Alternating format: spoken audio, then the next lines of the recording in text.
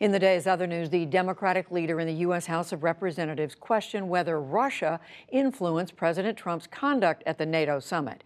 Nancy Pelosi spoke at her weekly briefing in Washington and said the president's behavior raises a critical question.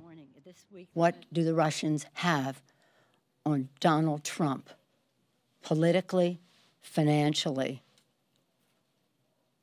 and personally? Because there's no way to explain the disrespect that he's demonstrating. Pelosi would not say if Democrats will investigate the president if they win back the House in the midterm elections. The Russia investigation also spilled into the debate over the new Supreme Court nominee, Brett Kavanaugh.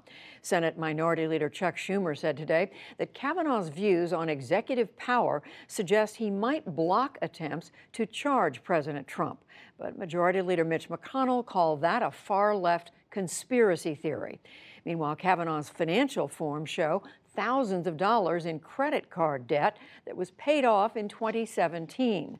The White House says friends reimbursed the judge for baseball tickets.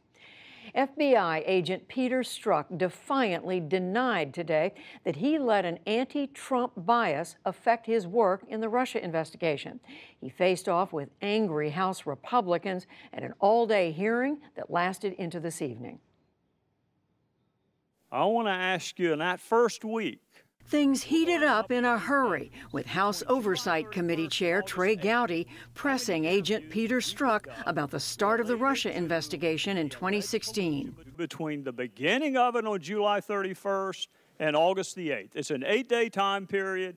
We're a week into an investigation. How many people had you interviewed?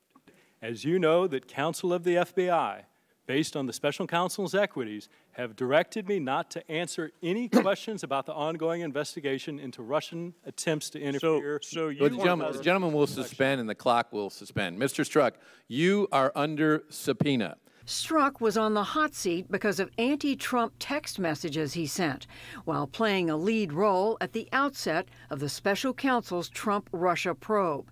He was ultimately removed from the investigation, but today he offered an impassioned defense.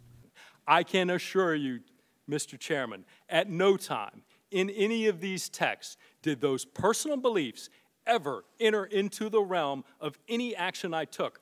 And the suggestion that I, in some dark chamber somewhere in the FBI, would somehow cast aside all of these procedures, all of these safeguards, and somehow be able to do this is astounding to me. It simply couldn't happen. And the proposition that that is going on, that it might occur anywhere in the FBI, deeply corrodes what the FBI is in American society, the effectiveness of their mission, and it is deeply destructive.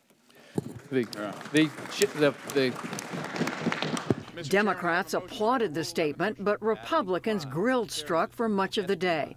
He testified that he knew of other FBI personnel who had pro-Trump biases, but he insisted he never saw bias either way in investigative decisions. To immigration now, the Trump administration said today that it has reunited 57 children under the age of 5 with their immigrant parents. It says 46 others were not eligible for a variety of reasons, despite the passage of a court-ordered deadline. We'll have a full report later in the program. President Trump is talking up progress with North Korea. Today, he tweeted out an image of a letter from Kim Jong-un. In it, the North Korean leader writes of, quote, epical progress in improving relations. The two sides were to have met today on returning the remains of Americans who died in the Korean War. That has been postponed until Sunday. In southwest Syria, the first city to revolt against President Bashar Assad has fallen under regime control.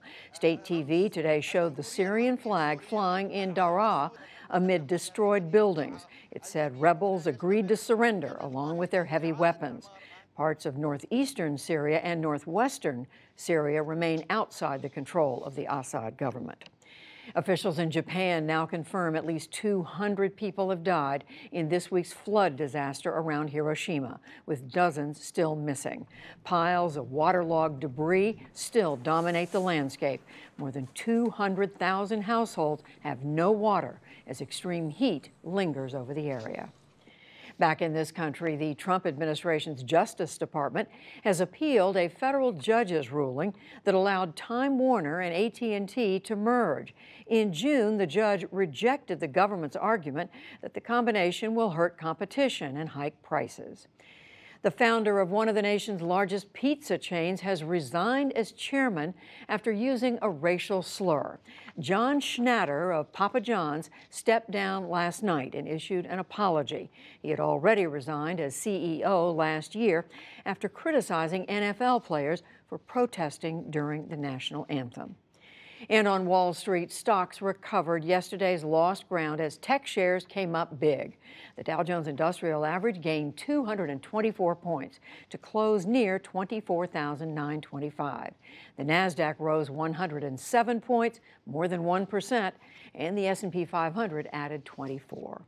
Still to come on the NewsHour, Ohio Governor John Kasich's critique of U.S. foreign policy. The government reunites some immigrant families, but says others do not qualify. The infamous Emmett Till case reopened amid new evidence, and much more.